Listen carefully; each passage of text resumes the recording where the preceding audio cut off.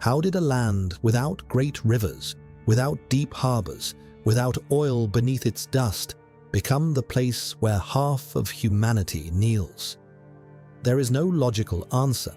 No economist's chart, no general's strategy explains how a thin ribbon of earth, wedged between desert and sea, could draw three faiths to the same handful of hills and hold them there for millennia.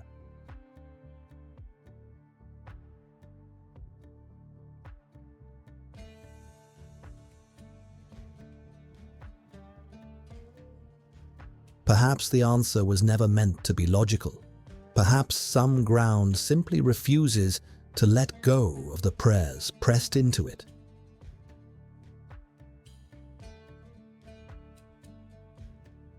And perhaps that is the closest thing to magic the modern world still permits itself to believe. This is the story of two cities that are, in truth, one continuous act of devotion. Jerusalem and Bethlehem, separated by barely 10 kilometers of road, yet containing enough memory, enough sorrow, enough stubborn radiance to fill a continent.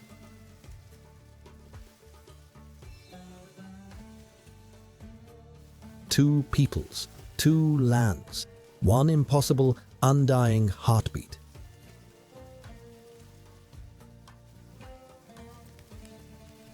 We are not here to take sides. We are here to listen, to the stones, to the silence between prayers, to the echo that outlasts every empire. Stay with us. Walk slowly. The ground beneath your feet has been waiting a long time to tell its story.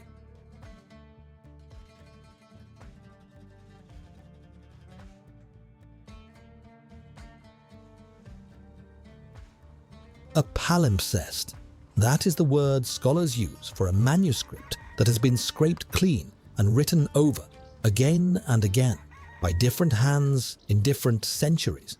Beneath the visible text, older words still bleed through, faint, stubborn, refusing to vanish entirely.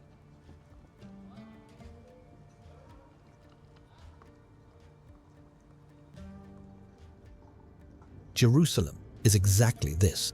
Not a city built once, a city built over itself, Roman upon Canaanite, Byzantine upon Roman, Ottoman upon Crusader, each generation layering its faith atop the ruins of the last.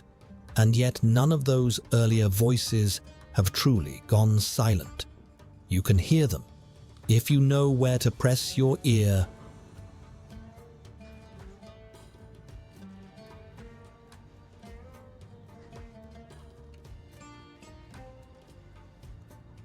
Walk through the Jaffa Gate at dawn, and the air already carries its contradictions. Incense from the Armenian cathedral tangles with the scent of fresh za'atar bread from a Palestinian bakery. A rabbi in black hurries past a Franciscan friar, their footsteps almost synchronized. Two rhythms, one narrow lane. Neither looks up. Both know the way by heart.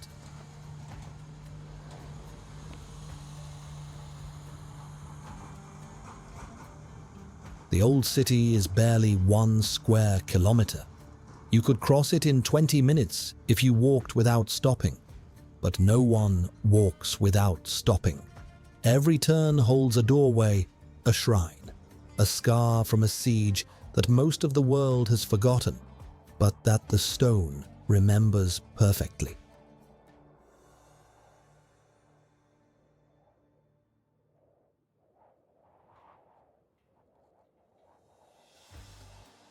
Begin at the western wall, the Kotel, where the last remaining foundation stones of Solomon's temple still hold the weight of an entire civilization's longing. Here the boundary between architecture and emotion dissolves completely. Men rock forward and back in prayer, their foreheads nearly touching rock that is 25 centuries old.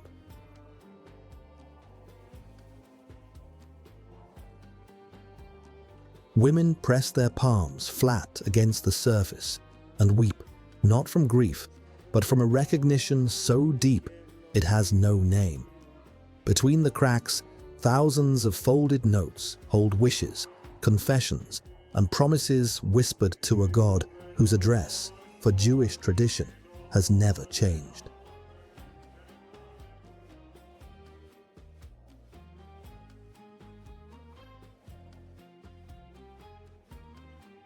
And yet, lift your gaze. Directly above the wall, on the same contested plateau, the dome of the rock floats in gold against the morning sky. From this very rock, Muslims believe the Prophet Muhammad ascended through the 7 heavens to speak with God. The dome is not merely beautiful, it is a declaration, faith made radiant, visible from every rooftop and every century.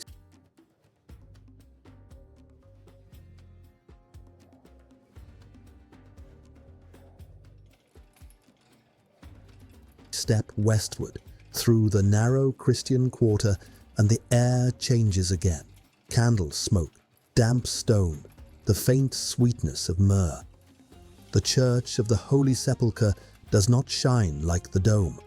It does not stand proud like the wall.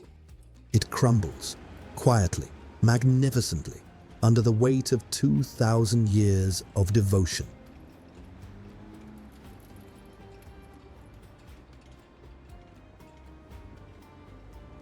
Inside, pilgrims kneel on the stone of anointing, a slab of marble that tradition says received the body of Christ after the crucifixion. They press their cheeks to its surface. They pour rose water and kiss the wet stone. Some sob, some simply close their eyes and breathe, as though the air itself still carries something sacred, something that refuses to evaporate no matter how many centuries pass.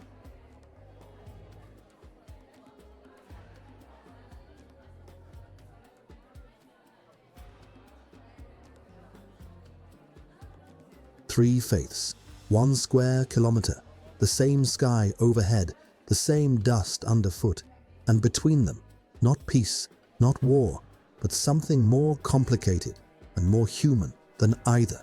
Coexistence held together by habit, by need, and by a shared, unspoken understanding that this ground belongs to none of them and to all of them at once.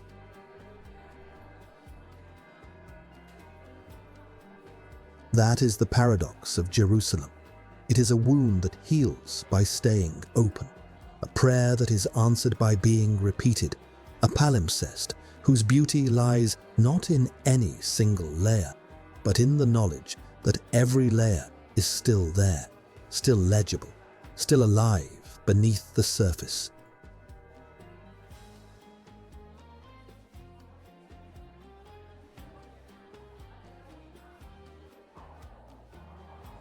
But before we descend toward Bethlehem, pause on the Mount of Olives. 150,000 graves cover its western slope, each headstone turned toward the Temple Mount, a silent congregation of the dead waiting. Jews believe the resurrection will begin here. Christians remember it as the hill where Jesus wept over Jerusalem and later ascended into heaven.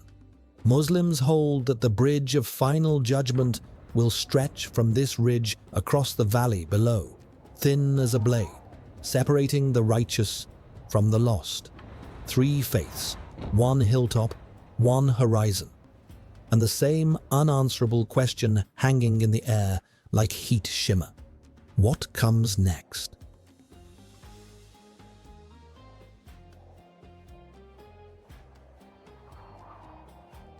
"10 kilometers south of that hill, barely a breath on the map, a small city holds a story large enough to reshape the entire arc of Western civilization. Bethlehem. The name itself means house of bread in Hebrew, house of meat in Arabic, as though even its etymology cannot settle on a single identity. This has always been a place caught between definitions, between peoples, between the sacred and the desperately ordinary.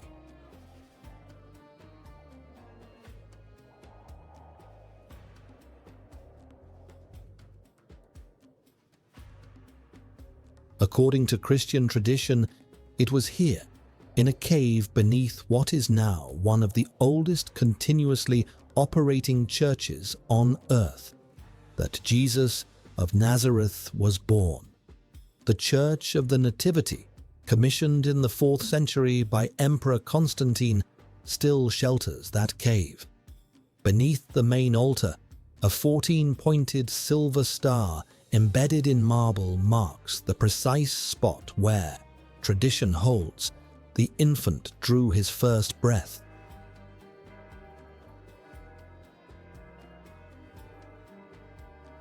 The star is worn smooth by the lips of centuries. Pilgrims queue for hours, sometimes through the night, for a few seconds on their knees before it. Some weep, some pray in silence. Some simply touch the metal and pull their hand back slowly, as if afraid of breaking something invisible.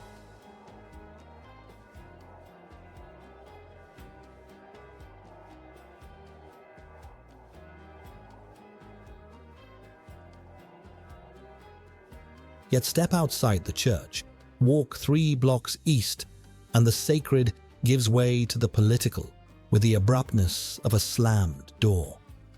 A wall, 8 meters of grey concrete, taller than the Berlin Wall ever was, slicing through the city like a scar drawn with a ruler.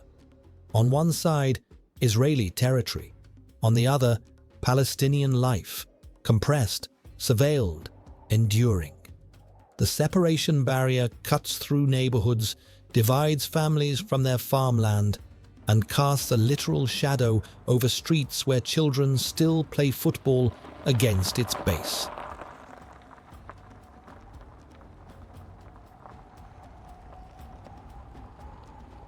And yet, against this concrete canvas, another voice has made itself heard.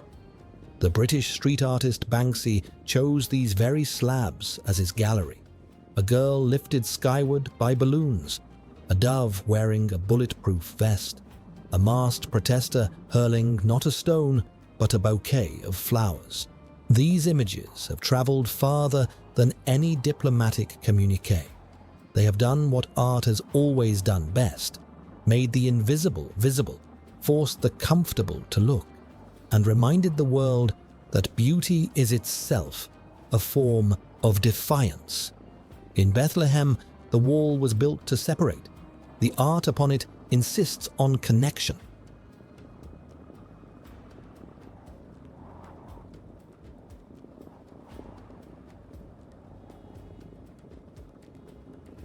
Some objects do not need to exist in order to shape the world. Their absence is enough. Their disappearance becomes its own kind of presence, a void so charged it bends everything around it, the way a black hole bends light. The Ark of the Covenant is such an object. According to the Hebrew Bible, it was a chest of acacia wood, overlaid in pure gold, crowned by 2 winged cherubim, whose faces turned toward each other across what was called the mercy seat, the place where God's presence was believed to dwell on earth. Inside lay the stone tablets of the 10 Commandments, a jar of manna, and Aaron's rod. It was not a relic. It was a threshold, the point where the human and the divine could, for one terrifying moment, touch.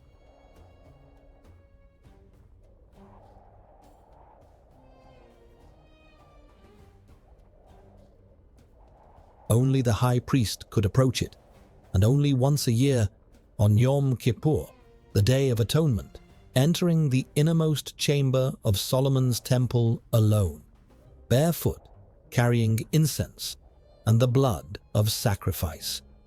The rabbinical texts say that a rope was tied around his ankle, so that if he died in the presence of God, he could be pulled out without anyone else having to enter. Then in 586 BCE, the Babylonians burned the temple to the ground, and the ark vanished. No record of its destruction, no account of its capture, no grave, no trophy, no ashes. It simply ceased to appear in history, as though the divine had quietly folded its tent and slipped away in the smoke.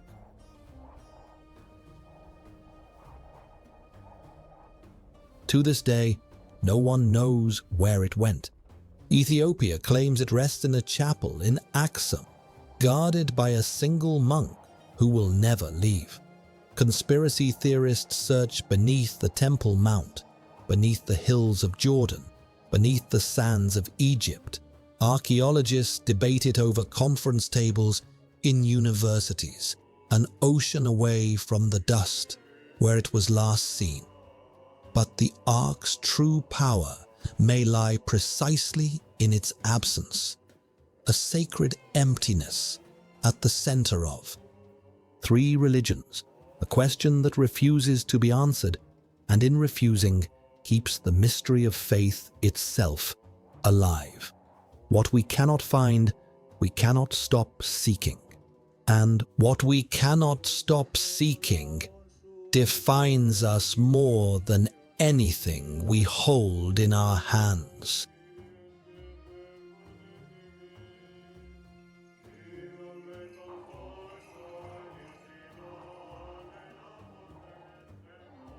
From the vanished to the eternal.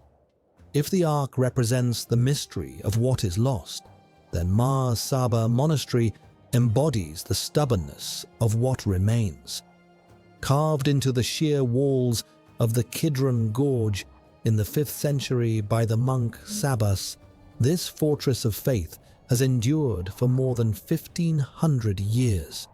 Earthquakes, invasions, the slow erosion of centuries, none have dislodged it.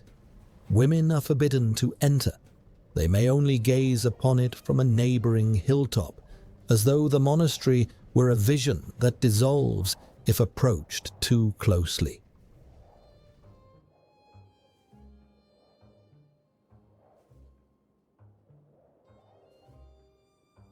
Inside, monks still follow a rhythm of prayer, unchanged since the Byzantine era. They rise before dawn, they chant by candlelight, they eat in silence. In a world addicted to noise, Mar Saba is a monument to the radical proposition that stillness, practiced long enough, deeply enough, becomes its own kind of speech.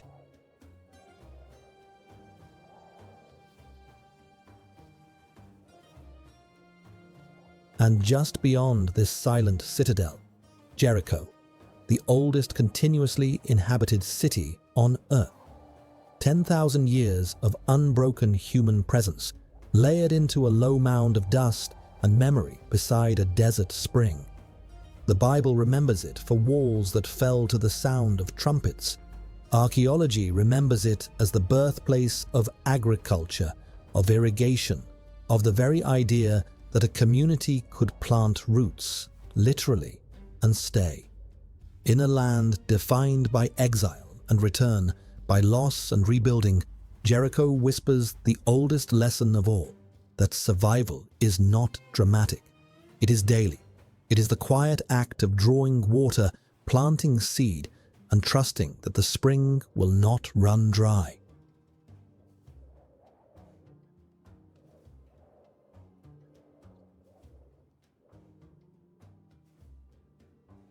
Do not mistake the desert for emptiness. That is the error of those who pass through too quickly, who see only sand and stone and assume that nothing lives here. The Judean wilderness is not barren. It is selective. It does not welcome life.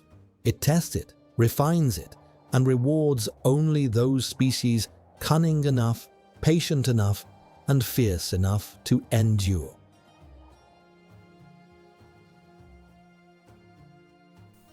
On the vertical cliffs, the Nubian ibex moves with the calm authority of a creature that has never known flat ground. Its hooves, split and rubberized by evolution, grip surfaces that would defeat a mountaineer. It does not climb so much as flow, upward, downward, across sheer rock. As though gravity were merely a suggestion, it has chosen to politely decline. Above, the peregrine falcon, the fastest creature alive, patrols the thermals. When it stoops, it folds its wings and falls like a bolt thrown by the sky itself, reaching speeds that exceed 300 kilometers per hour. Its prey never hears it coming. The kill is over before the sound arrives. On the ground, the caracol, sleek, amber-coated, ears tipped with black tufts like ink brush strokes, waits in perfect stillness, then erupts vertically, snatching a bird from mid-flight with a leap that exceeds 3 meters. It is less an animal than a coiled spring wrapped in silk.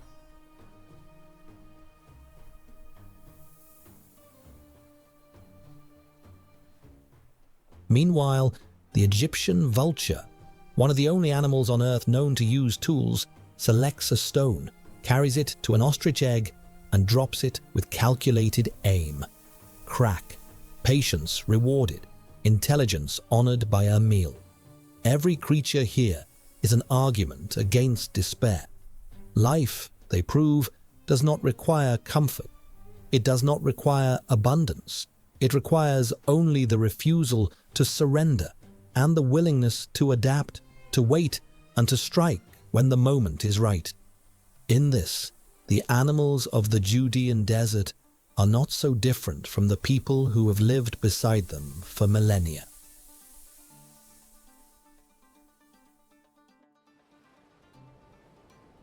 The lowest point on Earth. Not a sea at all, but a lake, landlocked, hypersaline, 10 times saltier than any ocean. Nothing lives in it. No fish, no algae, no microbe has found a way to call this water home. And yet people have been drawn here for millennia, not despite the deadness, but because of it.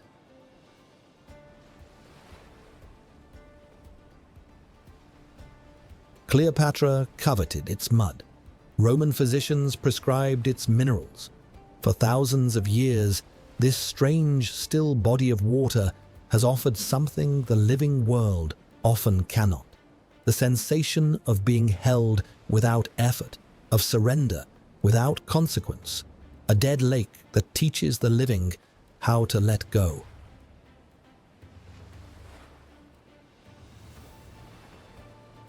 But the Dead Sea is dying again, this time by human hands. Since the 1960s, the Jordan River that feeds it has been diverted, dammed, and drained by every nation it touches. The surface drops more than a meter each year. Sinkholes, hundreds of them, split open along the retreating shore, swallowing roads, swallowing buildings, swallowing the ground itself. The oldest natural spa on Earth is disappearing in real time, and no treaty, no pipeline, no engineering marvel has yet reversed the loss.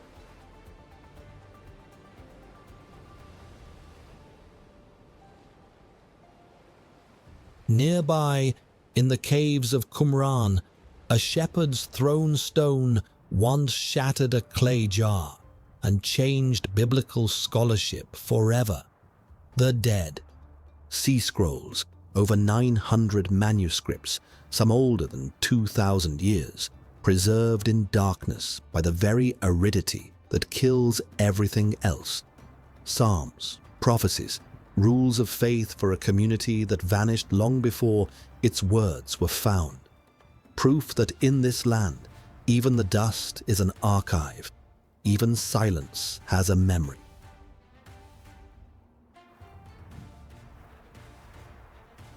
And then, Masada, a flat-topped fortress rising from the desert floor like a clenched jaw, overlooking the Dead Sea from cliffs that drop 400 meters to nothing.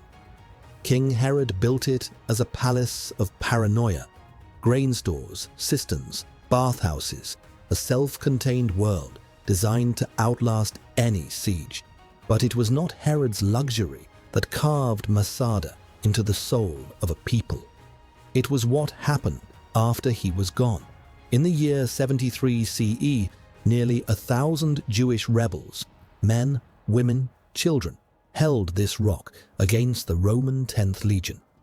When the ramp was built, when the wall was breached, when capture became certain, they chose death over chains. A collective act so absolute that it still divides historians. Was it heroism or tragedy? Faith or despair? Perhaps it was all of these at once. Perhaps that is the point. Masada does not offer comfortable answers. It offers a question pressed into stone. What would you refuse to surrender, even at the end of everything?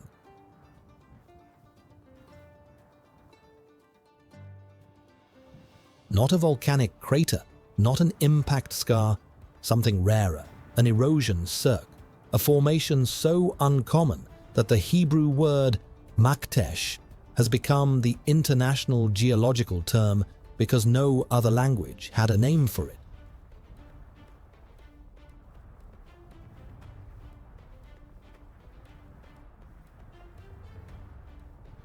Millions of years carved this, not human hands, not divine decree, just wind, water, and the patient insistence of time working on stone. Each exposed stratum is a chapter. Ancient seas that once covered this desert, tectonic convulsions that buckled the crust, epochs of rain and drought written in color across the rock face like a planetary autobiography.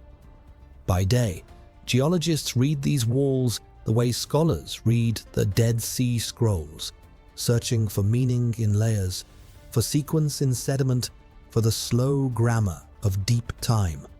By night, with no city for 100 kilometers, the sky above Maktesh Ramon becomes the clearest canvas in the Middle East. The Milky Way does not merely appear, it pours, dense and bright, across a darkness so complete that the stars themselves seem close enough to hear.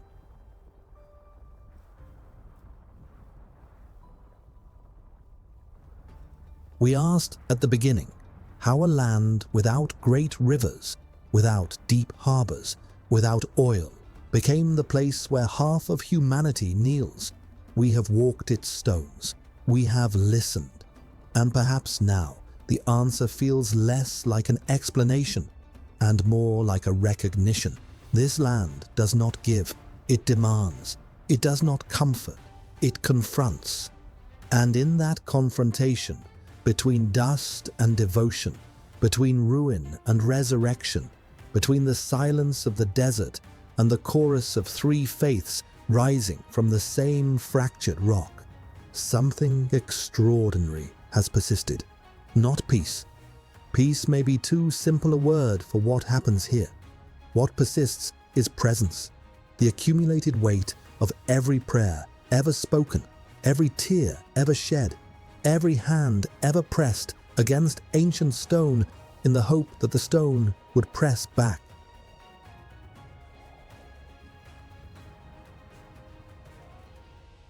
Jerusalem, Bethlehem, Masada, the Dead Sea, the desert, the crater, they do not belong to any single people, any single god, any single century. They belong to the question itself. The question that every civilization, every faith, every solitary pilgrim has carried here like a folded note, tucked between the cracks of a wall. Does this matter? Does any of this matter? The stones do not answer. They never have. But they hold the question, faithfully, patiently, across millennia. And perhaps that is enough. Perhaps the holding is the answer.